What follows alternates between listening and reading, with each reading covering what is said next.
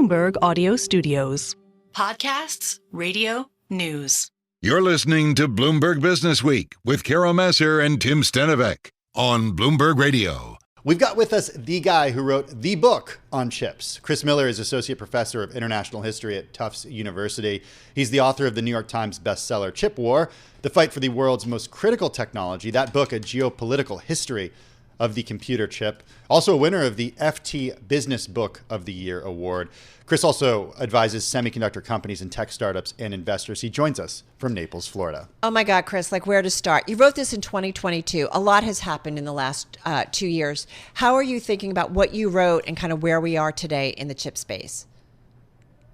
I think there are two big shifts happening simultaneously right now. One is the surge of spending on AI infrastructure, which means lots of very expensive AI accelerators in high-powered data centers. And two is the ratcheting up of tension around the US and China, with the new administration in the US coming into office in just a month's time, planning to increase tariffs and controls on China's semiconductor industry. So those two trends are intersecting in ways that impact pretty much every company in the sector. Chris, I'm curious, if you know what we're hearing about the Trump transition team and their plans when the Trump administration takes office on January 20th. They're ramping up into full gear, no question. Have you heard from anyone on the transition team? Well, I think the transition is in the process of sketching out who will be the officials who will be responsible for chip policy. We know the cabinet secretaries, Marco Rubio at State, Howard Lutnick at Commerce, but a lot of the key decisions will really be shaped by the mid-level officials who will be responsible for implementing the CHIPS Act or implementing the export controls on chip technology. And those are names that we just don't know yet, but I think it'll be really worth following who gets appointed to those roles because they'll have a pretty big influence on the shape of policy. What would you advise in terms of names, in terms of people, in terms of expertise and policy, if you were speaking with the transition team? What we've seen thus far is that Trump has opted for a range of officials with different views. Some folks very close to financial markets who want a very stable U.S.-China economic and financial relationship. Others like Marco Rubio, Secretary of State nominee, a noted China hawk who's advocated more decoupling, not just of the supply chain and technology relationship, but also the financial relationship too. And I think this is similar in a lot of ways to what we saw in the first Trump administration, where there really was a broad spectrum of views among Trump's advisors and ultimately up to Trump to make the final decision. Hey, listen, I do think about the struggle between policy and government, a new administration versus the realities of big tech companies who want to sell their stuff to everyone. They're thinking about their top and bottom line. The New York Times out with a story today, and they get into how the U.S. firms, some of these big tech firms, battled with that government contract to keep tech sales to China to kind of keep that crackdown going. Where are we going to see that kind of line in the sand when it comes to selling technology to China? And then the big tech companies saying, but wait a minute, this starts to impact our business because China is a massive market.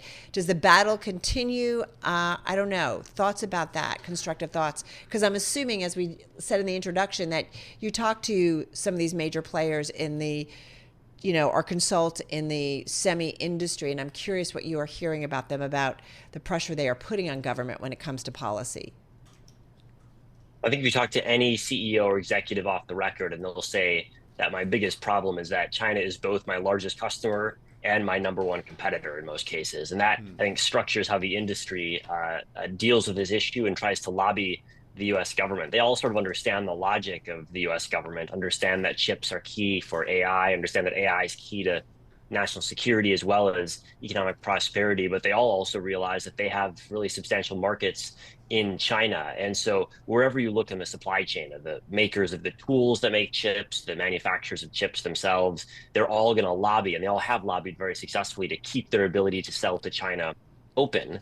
And the national security apparatus, the Pentagon, the Commerce Department, the intelligence agencies are pushing for more restrictions than companies themselves want. And that's a balancing act that any president has got to balance. I think we've seen the Biden administration end up with a more lax approach than one might have expected, given their early tough rhetoric on this issue. And it'll be interesting to watch how the Trump administration addresses this balance. There will certainly be voices in the administration saying, let's focus on continued export to China of technology. It's important economically. But there will also be voices on the opposite side saying, if you export advanced technology to China, you're only giving China the capability to learn how to manufacture high-end chips domestically and eventually replace U.S. firms in the Chinese market. Chris, with your understanding and knowledge of this world, are we right, U.S., the United States, right to be concerned about exporting technology to China? We've certainly seen this play out where things get exported, the technology, and China becomes really good at doing things. We're seeing it kind of play out in the EV market as we speak. So I'm curious, how concerned should we that we will export our expertise, our knowledge, and lose, control of another industry?